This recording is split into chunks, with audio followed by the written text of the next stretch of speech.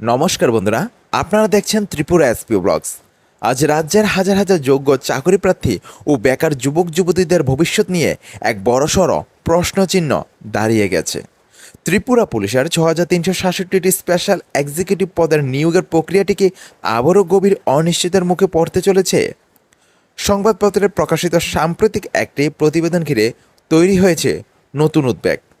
আজকের ভিডিওতে আমরা এই বিষয়ে বিস্তারিত আলোচনা করব।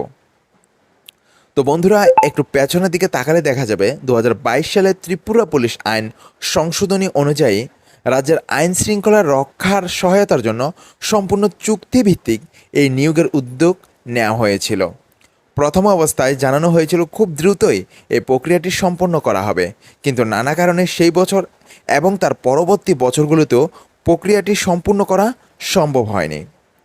পরবর্তীতে পুরনো নিয়োগ প্রক্রিয়া বাতিল করে নতুন করে আবেদনপত্র সংগ্রহ করার সিদ্ধান্ত নেওয়া হয় এবং প্রার্থীদের মৌখিক পরীক্ষার নম্বরের ভিত্তিতে মেরিট লিস্ট প্রকাশের ঘোষণাও করা হয়।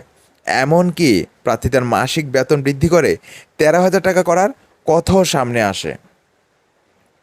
তো চলতি ২০২৬ সালের মে মাসে প্রশাসনিক নির্দেশিকায় পুরনো প্রক্রিয়াটি বাতিল করে যখন তৃতীয়বারের মতো নতুন করে আবেদনপত্র গ্রহণ করা হয়, তখন চাকরি প্রার্থীরা আশার আলো দেখেছিলেন।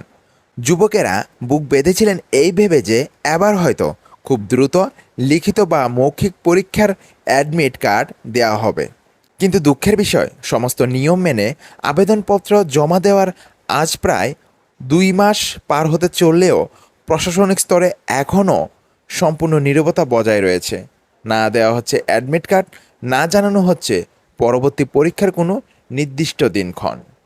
আমরা জানি যে এই পদে নির্বাচিত প্রার্থীদের প্রাথমিকভাবে ৩ বছরের জন্য নিয়োগ করার কথা রয়েছে এবং পরবর্তীতে দক্ষতার ভিত্তিতে তা ৬০ বছর বয়স পর্যন্ত নবায়নের সুযোগ থাকবে।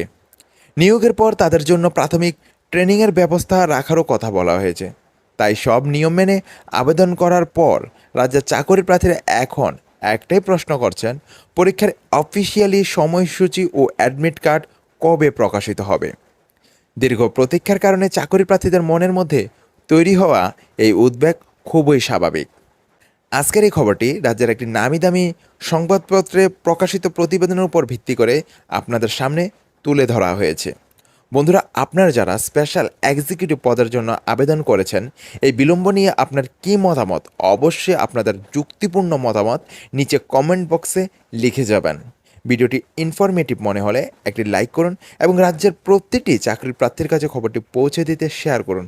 ত্রিপুরা পুলিশ, এসপিও এবং রাজ্যের সমস্ত চাকরির বিশ্বস্ত এবং দ্রুত আপডেট সবার আগে পেতে আমাদের চ্যানেল ত্রিপুরা এসপিও ব্লগ চ্যানেলটিকে এখনই সাবস্ক্রাইব করে রাখুন। দেখা হবে পরবর্তী কোনো আপডেটে। ধন্যবাদ। জয় হিন্দ, জয় ভারত।